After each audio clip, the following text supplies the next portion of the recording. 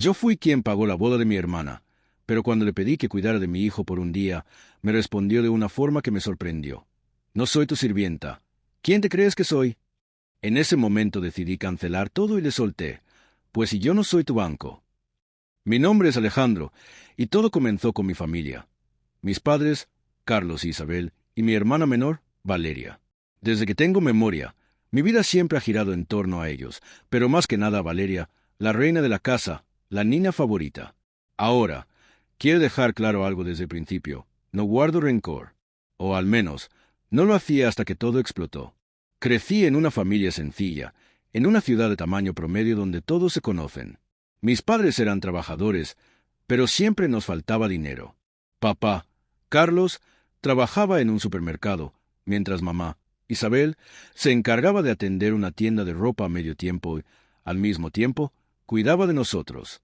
Nos daban lo que podían, y aunque no era mucho, yo lo apreciaba. Nunca me interesaron los lujos. Con el cariño con que me daban las cosas me bastaba. Unos zapatos usados, una camiseta vieja de papá, un plato de comida aunque pequeño. Todo eso me hacía feliz, porque venía de ellos. Pero con Valeria la historia era diferente. Ella siempre tuvo lo mejor. Si había un trozo más grande de carne en la mesa, era para ella. Si había dinero para unos zapatos nuevos, esos eran para ella. Si había que decidir entre un cuaderno para mí o un vestido para Valeria, adivinaste, ella siempre ganaba. Mis padres la trataban como si fuera una princesa, como si el mundo girara a su alrededor. Siempre decían que tenía algo especial, un brillo único. Yo, por otro lado, era el hijo práctico, el que no pedía mucho, el que se conformaba. No me malinterpretes, siempre amé a mis padres y ellos me trataban bien. Nunca les reclamé nada. Pensaba que si darle todo a Valeria los hacía felices, entonces estaba bien. Yo no necesitaba ser el favorito. Me convencí a mí mismo de que era una forma de hacerla sentir bien, de llenar algún vacío que tal vez tenía. Además, entre Valeria y yo nunca hubo mucha conexión. Desde pequeños, ella me miraba con cierto desdén, como si yo fuera un obstáculo. Si jugábamos juntos, siempre quería ser la líder, la que mandaba. Si lograba algo, como sacar buenas notas, ella encontraba la forma de opacarlo con alguna de sus historias. Y mis padres, bueno, ellos aplaudían cada cosa que ella hacía, mientras que mis logros pasaban desapercibidos. A pesar de todo, no me importaba demasiado. Me concentraba en mis estudios, en mis sueños. Siempre quise ser médico, no solo para ayudar a los demás, sino también porque sabía que sería una forma de salir adelante, de hacer algo por mí mismo. Me esforcé mucho, pasaba noches enteras estudiando, conseguí una beca y logré convertirme en cirujano. No solo un cirujano cualquiera, sino uno de los mejores en la ciudad. Mis pacientes me respetaban, mis colegas me admiraban, y poco a poco mi consultorio se fue llenando de gente que confiaba en mí. Con el tiempo, empecé a ganar un buen dinero. No me hice millonario, pero tenía lo suficiente para vivir cómodamente, ahorrar algo y darme ciertos placeres. Y lo más importante, para ayudar a mis padres. Cuando comencé a ganar bien, lo primero que hice fue enviarles dinero para que pudieran vivir más tranquilos, para que pagaran sus deudas, para que ya no tuvieran que trabajar tan duro. Ellos lo agradecían, o eso decían. Pero pronto noté algo que me incomodó. Parte del dinero que les enviaba terminaba en manos de Valeria. Mi hermana, que nunca había trabajado ni un solo día, comenzó a aparecer con ropa de marcas caras, bolsos de lujo, maquillaje caro. No soy tonto. Sabía perfectamente que ese dinero venía de lo que yo les enviaba a mis padres. Ellos, en su afán de complacer a su hija consentida, le daban todo lo que podían. Y Valeria, por su parte, nunca me mostró ni un poco de gratitud. Más bien, seguía tratándome como si fuera un fracasado.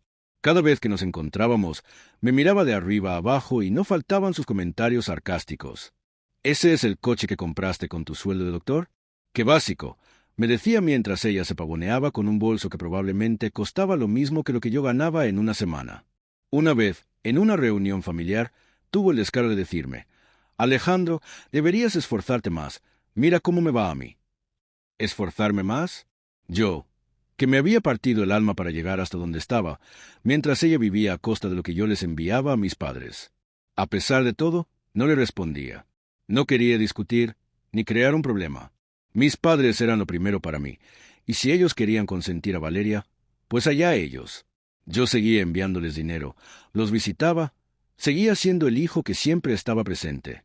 Pero cada vez que veía a Valeria, sentía una punzada en el corazón. No era envidia, sino frustración. ¿Cómo podía alguien ser tan ingrato, tan egoísta? Las cosas cambiaron hace unos meses, cuando Valeria llegó a casa de mis padres con una noticia que los hizo saltar de alegría. «Me voy a casar», anunció con esa vocecita melodiosa que usa para atraer toda la atención. Mis padres no podían estar más felices. Mamá la abrazó y papá dijo que esa era la mejor noticia de su vida. Yo, sentado en el sofá, solo sonreí y dije, «Felicidades». No lo decía con mala intención, pero no me emocionaba en lo más mínimo. Conocía a Valeria, y sabía que todo lo que hacía tenía una razón oculta. Y no me equivoqué. El prometido de Valeria, según ella, era un empresario exitoso.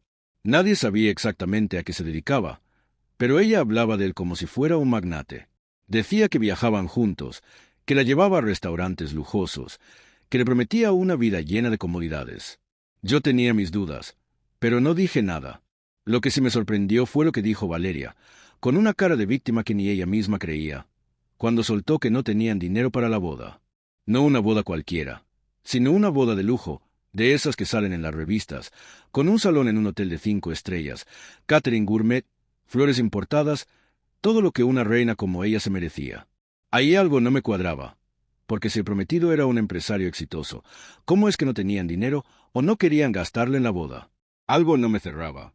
Pero mis padres, embobados con la idea de ver a su hija favorita casarse, me miraron con esa mezcla de súplica y esperanza que me era tan familiar. «Alejandro», dijo mamá con esa vocecita suave que usaba cuando quería convencerme de algo, «tú sabes que siempre hemos soñado con ver a uno de nuestros hijos casarse. Sería tan bonito ver a Valeria en el altar, ¿verdad?» Papá, con el mismo entusiasmo, añadió, «Es una oportunidad para que la familia brille, Alejandro. Tú eres el hombre de la casa ahora, el que tiene los medios». Quería decirles que no. Quería recordarles todas las veces que Valeria me había tratado mal, cuando me llamó inútil, fracasado o simplemente me ignoró. Quería decirles que no era justo que siempre tuviera que ser yo quien resolviera todo, mientras Valeria se llevaba los elogios. Pero no pude. Ver a mis padres tan emocionados, tan felices, me ablandó el corazón. Los amaba demasiado. Así que, a pesar de mi mejor juicio, dije, «Está bien, yo pagaré la boda». Valeria ni siquiera me dio las gracias, ni se molestó en fingir un poco de gratitud. Lo único que dijo fue, «Espero que no me hagas quedar mal, Alejandro. Esta boda tiene que ser perfecta». Y de ahí comenzó mi calvario. Desde ese momento, Valeria y mamá se convirtieron en las encargadas de organizar la boda, y yo solo era el cajero automático. Cada pocos días, recibía un mensaje de Valeria con una nueva factura, que el salón en el Hotel Gran Estrella, que costaba una fortuna, que el catering de un chef famoso, que era indispensable, que las flores, que tenían que ser traídas de no sé qué país. Cada vez que veía las cifras, sentía un nudo en el estómago. No era solo por el dinero, sino por la actitud de Valeria. Nunca me preguntaba cómo me sentía, nunca me consultaba si estaba de acuerdo. Solo exigía. Y yo, por mis padres, seguía pagando. A veces, cuando estaba solo en mi consultorio, me preguntaba por qué lo hacía. ¿Por qué me sacrificaba tanto por alguien que no me respetaba? Pero luego pensaba en papá y mamá, en sus sonrisas, en lo mucho que significaba para ellos ver a Valeria casada. Así que seguía adelante. Pensaba que, tal vez, después de la boda, Valeria cambiaría, que tal vez me agradecería, que tal vez seríamos una familia de verdad. Qué ingenuo fui. Todo iba más o menos bien hasta 5 días antes de la boda. Ese día, recibí una llamada que lo cambió todo. Era un cliente importante, un empresario de otra ciudad que necesitaba una cirugía urgente. Me ofrecía una suma considerable, pero tenía que viajar ese mismo día. No lo pensé ni un segundo.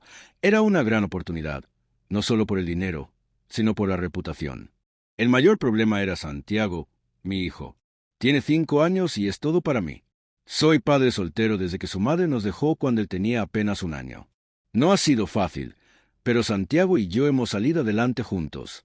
Es un niño tierno, curioso, y siempre está a mi lado, incluso cuando las cosas se ponen difíciles.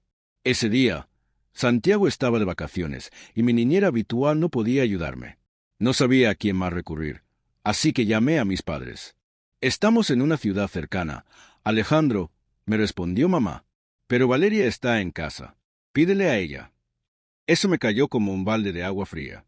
Sabía que pedirle un favor a Valeria era como caminar sobre cristales rotos. Pero no tenía alternativa. Era solo un viaje de un día, nada grave. Pensé que, después de todo lo que había hecho por su boda, al menos podría darme una mano con esto. Así que metí a Santiago en el coche, conduje hasta la casa de mis padres y toqué la puerta. Valeria abrió y no pude evitar notar su expresión. Me miró como si fuera una molestia, como si mi presencia fuera algo que debía evitar. «¿Qué quieres, Alejandro?», dijo, cruzando los brazos. Tragué saliva, tratando de mantener la calma. «Valeria, necesito irme por trabajo. Es urgente. ¿Podrías cuidar a Santiago por un día? Solo hoy, te lo prometo». Lo que siguió me dejó sin palabras. Se echó a reír con una risa burlona y me dijo, «¿Quién te crees que soy? ¿Tu sirvienta? ¿Tu esclava? No estoy aquí para cuidar niños, Alejandro. Busca una niñera. ¿No ves que me voy a casar con un empresario? No tengo tiempo para esto». Me quedé completamente en shock. Después de todo lo que había hecho por ella, ¿esto era lo que recibía a cambio? Intenté razonar con ella. «Valeria, por favor, es solo un día. Es importante para mí». Pero no cedió. «Si piensas que porque pagaste mi boda puedes mandarme, estás muy equivocado», dijo, con una actitud que me hervía la sangre. «No me hagas perder más tiempo». Fue en ese momento cuando algo dentro de mí se rompió. Miré a Santiago, que estaba a mi lado, totalmente confundido, y luego miré a Valeria. «Perfecto», dije con una calma que no sentía. «Si no eres mi sirvienta, entonces yo no soy tu banco». Me di la vuelta, tomé la mano de Santiago y nos fuimos al coche. Mientras conducía, mi mente estaba hecha un lío. Estaba furioso, pero también decidí que ya era suficiente. Llamé a todos los involucrados en la boda: el salón de eventos, el catering, los organizadores. Cancelé todo. No habría boda. No después de cómo me había tratado. Valeria podía creerse la reina, pero yo no iba a seguir siendo su sirviente. Cuando terminé, apagó el teléfono. No quería pensar en las consecuencias aún. Miré a Santiago por el retrovisor. «¿Estás bien, pequeño?», le pregunté. Él levantó la vista y sonrió. «Sí, papi». No sabía cómo iba a manejar el hecho de llevarlo conmigo al trabajo, pero en ese momento nada de eso me importaba. Lo único que importaba era que, por fin, había puesto un límite. Había dicho basta. El viaje a la otra ciudad fue agotador, pero todo salió bien. La cirugía fue un éxito. El cliente quedó satisfecho y el cheque que me entregaron hizo que todo el esfuerzo valiera la pena. Pero mientras volvía a casa con Santiago dormido en el asiento trasero, mi mente no estaba en el dinero ni en el éxito profesional. Pensaba en lo que encontraría al encender el teléfono. Al llegar a casa, lo primero que hice fue revisar mi celular. 53 llamadas perdidas. 30 de Valeria, 15 de mamá, 5 de papá y 3 de números desconocidos. Tenía varios mensajes de texto, la mayoría de Valeria. No los leí todos, pero con los primeros ya entendí el tono. «Eres un desgraciado. ¿Cómo te atreves a arruinar mi vida? No te lo voy a perdonar». Mamá también me había escrito, con mensajes más suaves, pero igual de dolorosos. «Alejandro, ¿por qué hiciste esto? Tu hermana está destrozada». Papá, como siempre, fue directo. «Eres un egoísta, Alejandro. Pensé que eras mejor que esto». Al día siguiente, mientras desayunaba con Santiago, el teléfono sonó nuevamente. Era mamá. Respiré hondo antes de contestar. «Alejandro», comenzó con la voz quebrada. «¿Cómo pudiste hacerle esto a tu hermana? Estaba tan emocionada con su boda. Era su sueño». Traté de mantener la calma. «Mamá, no fue mi intención arruinar nada. Pero, ¿sabes lo que pasó? Le pedí un favor, solo un favor. Que cuidara a Santiago por un día. Solo un día. Después de todo lo que he hecho por ella, me dijo que no era su esclavo». «¿Eso te parece justo?», preguntó mamá, suspirando al otro lado de la línea. «Ay, Alejandro, no exageres. Valeria está muy estresada por la boda. Es normal que esté un poco sensible». «Eso no justifica que me trate así», respondí, sintiendo que la rabia comenzaba a hervir en mi interior. «¿Sensible? ¿Estresada? ¿Eso la hace tener el derecho de tratarme como si fuera menos que nada?». «Mamá, no es solo esto», continué, con voz firme. «Valeria siempre me ha hecho sentir como si no valiera nada. Y ustedes, aunque me duela decirlo, siempre la han puesto por encima de mí. Siempre.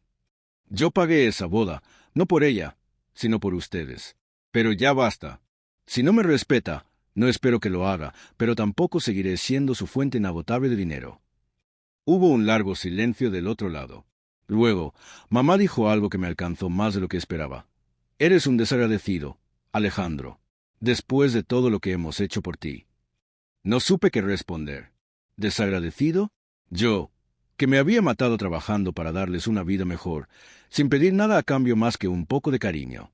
Mi estómago se apretó, pero decidí colgar. No quería seguir en esa conversación. No quería decir algo de lo que luego me arrepintiera.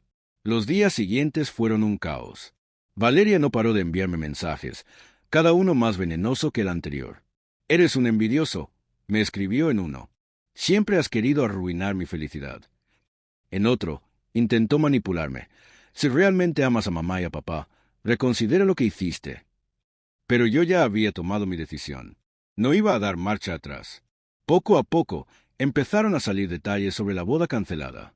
Me enteré de que Valeria había estado diciendo por toda la ciudad que su prometido, el supuesto empresario, era quien iba a pagar todo. Pero cuando las cosas se vinieron abajo, él ni siquiera contribuyó con un peso. De hecho, según los rumores, él la dejó poco después de la cancelación. Al parecer, Valeria le había hecho creer que venía de una familia millonaria, que era una heredera. Cuando descubrió que todo eso era una mentira, que el dinero venía de mí, un simple cirujano que trabajaba duro, el tipo no quiso saber nada más. Sentí una pequeña satisfacción al saber eso, no porque quisiera verla sufrir, sino porque sus mentiras finalmente la alcanzaron. Mis padres, sin embargo, no lo veían de la misma manera. Cada vez que hablaba con ellos, intentaban hacerme sentir culpable. Valeria está destrozada, decía mamá. No sale de su cuarto, está llorando todo el día. Papá era más directo. Arregla esto, Alejandro. Eres el hombre de la familia, es tu responsabilidad. Pero ya no estaba dispuesto a ceder.